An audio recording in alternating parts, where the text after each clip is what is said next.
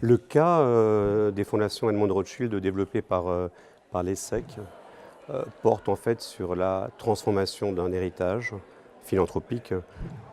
Souvent on parle en anglais de legacy transformation. Donc les objectifs pédagogiques de ce cas sont de permettre de rendre visible pour des étudiants ce qu'est une stratégie philanthropique.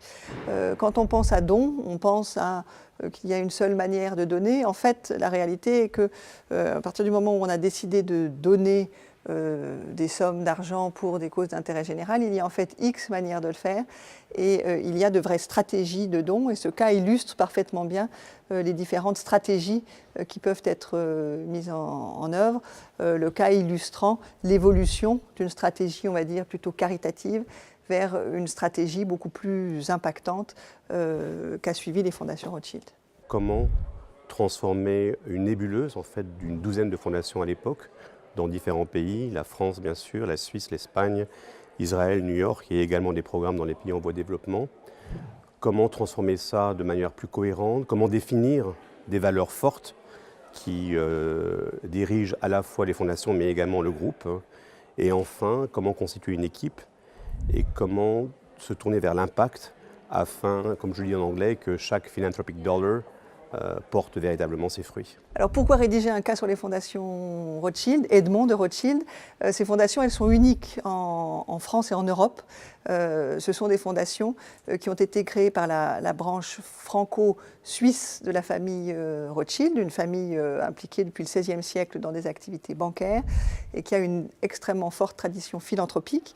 C'est donc une fondation, ce sont un réseau en fait de fondations familiales qui sont présentes dans plusieurs pays dans le monde, fortement basées en Europe, mais présentes également en Israël, aux États-Unis. À ce titre-là, elles sont assez emblématiques de ce que peut être quelque part le meilleur de la philanthropie européenne et ça nous semblait très important de le valoriser dans un contexte où on connaît en général mieux la philanthropie anglo-saxonne que la philanthropie européenne et les fondations Edmond de Rothschild nous donnent l'occasion de donner à voir on va dire, le meilleur de la philanthropie européenne. Les fondations Edmond de Rothschild aujourd'hui d'abord s'ancrent sur trois valeurs principales que sont l'engagement social, l'inclusion, au-delà des barrières religieuses, raciales, géographiques ou culturelles, et enfin ce qui nous rend uniques, on joue le rôle de passerelle entre le monde privé, les fondations, les organisations internationales, voire les États, comme c'est le cas par exemple en France, où nous travaillons avec le ministère de l'Éducation ou celui de la Culture. Les thématiques que nous développons s'orientent dans 4 domaines précis.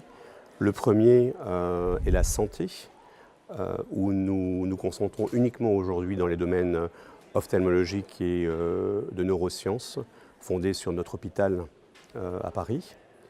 Nous travaillons dans le domaine de l'éducation. Nous travaillons dans le domaine de ce qu'on appelle en anglais le capacity building, la formation principalement tournée vers les entrepreneurs.